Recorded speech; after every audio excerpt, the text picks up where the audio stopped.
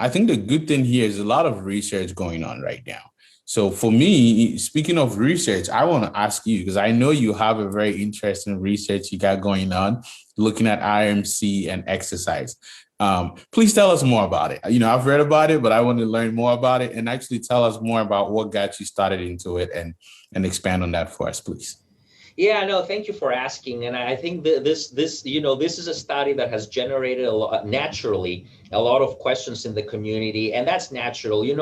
When as we continue to unravel and unpack the mystery of RMC, the answers will only generate also more questions, and that's why it's important to answer them. Now, you mentioned very well that, and this very well, that sickle cell trait can cause complications in the setting of high intensity exercise. That's a beautiful point you made, and it's something that we've known for the last couple of decades now. And as you said, it was first identified in studies in the military, where it was recognized that people with sickle cell trait were more, and serving in the military, were more likely to develop this muscle breakdown that you mentioned, the rhabdomyolysis, that's the medical term, or what we call sudden death. And it's, we believe it's because of heart malfunction. You get this sudden cardiac death, we call it, when you have sickle cell trait. And it's more common if you have the trait versus if you don't and you serve in the military. And then that was succeeded by follow-up studies suggesting that if you are an athlete, a professional athlete, then you are more likely to have these complications if you have the trait. And that is why professional organizations started asking for people to get tested for the trait. And that's an important thing. Some states nowadays, it's compulsory to check for the trait, but some do not. And so a lot of my patients actually with RMC did not know that they have the trait. They did not know it at all, because you guys know this, that you may have families that don't have the disease at all. And so that's why it became important for these organizations to do the tests, to make them compulsory so that people know, because if you know you have the trait, you have to be careful a bit with your exercise regimen. That does not mean that you should not exercise. Exercise is a good thing. I cannot emphasize that enough. If you have the trait or the disease or anything, exercise is good overall for your health. It's just that you need to do it with certain precautions.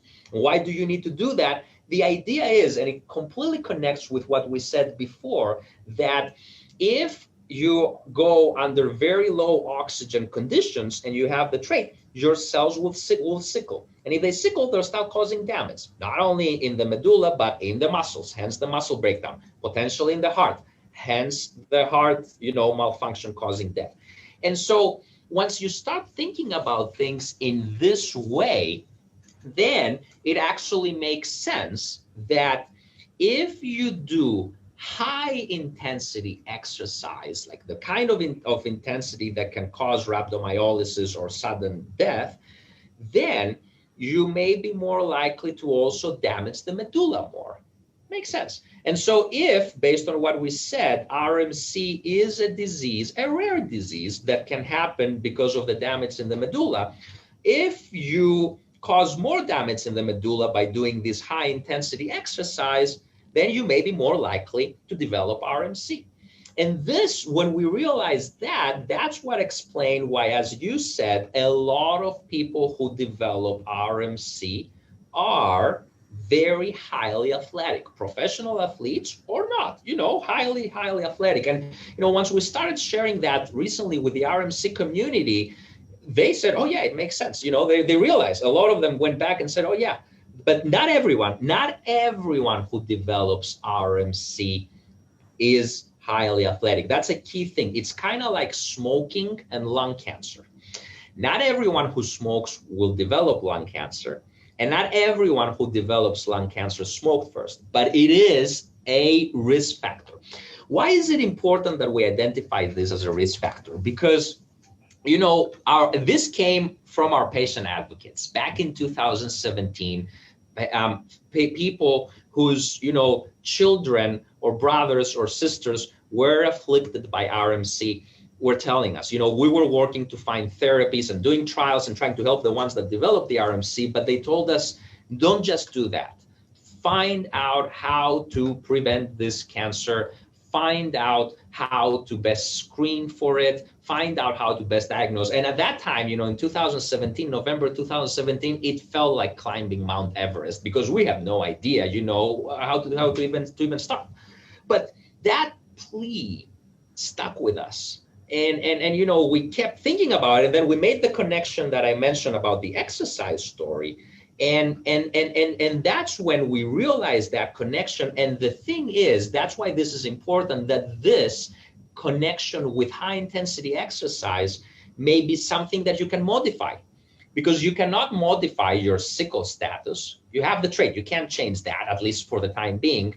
And you cannot modify, your gender. Men are more likely to develop RMC than women, but you can modify your exercise regimen. And here is one last thing I will say about this finding, which is key. Our data, and they're still evolving, and scientists are reading and they're peer reviewing it, but we wanted to share them with the community early enough as soon as we got convinced that this is real. But our data are suggesting that if you have the trait, you are at higher risk for RMC if either you do high intensity exercise, and we're going to talk about it later about what that might be, or if you don't exercise at all, if you're sedentary. If you do moderate intensity exercise, our data suggests that you may reduce the risk of RMC. And that's the key. That's the nice thing. Honestly, given how rare RMC is, I know, talking about deadliest kidney cancer, very aggressive kidney cancer can be scary. But given how rare it is, even if exercise was completely connected with RMC, I would still say exercise is worth it because it's so important for the health of people. It prevents diabetes, it helps with blood pressure, it helps with the health for the health of the community. But thankfully, our data are showing that moderate exercise is helpful even with RMC. And that's a key message that I want to convey. Wow. I think, and for me, I can't wait, for you guys to keep expanding on this research. And again, as a quick reminder, this is why we're doing what we're doing today, right? Providing more education and awareness about this. So the more we have more information about this, the more people are involved, understand this, the more it helps the work and the research you're doing. And I think there's going to be a lot more, and I'm hopeful for this in terms of exercise and sickle cell trait that we're going to learn more about with more vested interest in that space. I think one of the things I wanted to ask you quickly is about this exercise specifically. So you talked about moderate intensity to high intensity. Can you tell us briefly, what are the differences between those quickly? Absolutely. And before I go there, I wanted to say that, part of the importance of raising awareness about these things is that we get great ideas from the community. So that dialogue is actually extremely valuable because in many ways, the people that have the trait or the people that have RMC know things about themselves and their body and about what they're going through better than anybody else. And so that kind of dialogue is very important. So talking about the differences between high intensity versus moderate intensity. So there are some clues, okay? The easiest way, an easy definition is look at your heart rate. So if you're doing the kind of exercise that will increase your heart rate to, let's say, 85% or more of your max, and usually there are formulas that you can easily get to see what your max is. So usually what we do is we get the number 220 and we subtract, the age. So if you're 40 years old, your max heart rate is 220 minus 40, that's 180. Okay, that's the max heart rate. So if you go to more than 85% of that, let's say more than 160 heart rate, that's high intensity exercise. So if you go to, if you get your heart rate to more than 160 or 170 or 180, that's high intensity exercise. Now you can do that for a few seconds or less than a minute, but if you do it a little bit more constantly, that's where you run at the risk of damaging your kidneys. Now, a moderate intensity exercise would be not doing that. You can have your heart rate, you can do a very legit exercise and be quite athletic without getting your heart rate to 180. You can be at 130, 120. And other clues about what is a very high intensity exercise is when as soon as you start exercising, you don't condition yourself, but as soon as you start exercising, you immediately break a sweat and you immediately, have difficulty breathing. And, you can't even say a few words without pausing for a breath. That's high intensity. Those are some clues that you can tell, but you can talk with your coach and they can talk to you more. There are other clues. And that's the thing. This is important for people with the trait, regardless of RMC, because we mentioned before the risk, as you said, of muscle breakdown, other kidney dysfunction, or sudden death even. So if you are doing the kind of exercise that is causing a lot of muscle burning or tenderness, pain, that you shouldn't do that. You need to be careful. That's when you're damaging yourself. If you're feeling overheated, so overheated that you cannot cool down, you can't reduce the sweating, that's too much. If you start seeing red or brown colored urine, that's another thing. If that happens, take it seriously. And that's another thing that I wanted to describe, because now that we know about that relationship with exercise, and this is important for the community to be aware, because we've seen this happen again and again.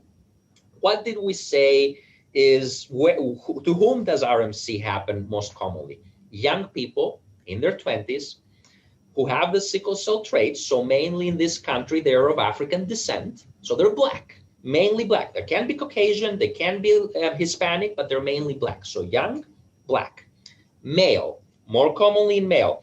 And where does it happen more commonly? On the right kidney. And now we know that it can be associated, not always, but often, with high athletic people.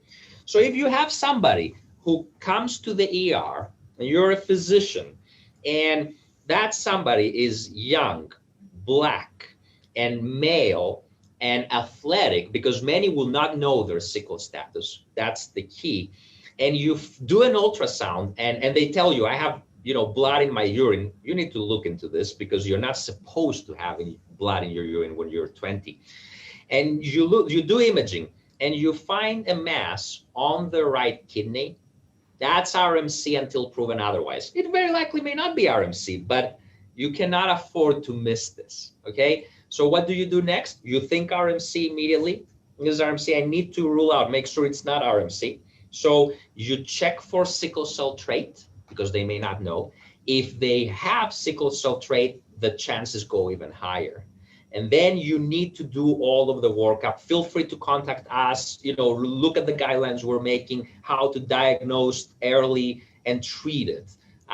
Those are key things that raising awareness of, both in the community so that people can advocate for themselves, and amongst clinicians, because clinicians, they want to do the right thing, but they need to know about the disease to be able to do the right thing.